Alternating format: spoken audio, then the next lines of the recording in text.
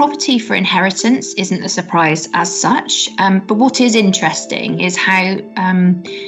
that's changing with the generations, and for me how that impacts intergenerational planning. I mean, Simon's point on your legacy,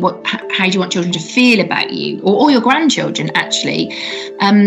could mean that whilst people think on the face of it, it's about their property, actually it's much more about giving children access to better futures through going to university or getting them on the property ladder, etc. And there's many means for us to do that. And all of that gets sort of me and I guess us as an industry thinking again about the complexities and the importance of financial advice.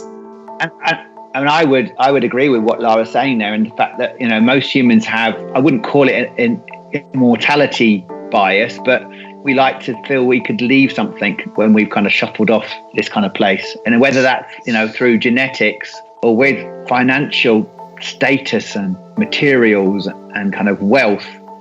that we've actually succeeded and we've left a mark there. And I think that stuff is really interesting, and it plays to real sort of fundamental needs from a human perspective.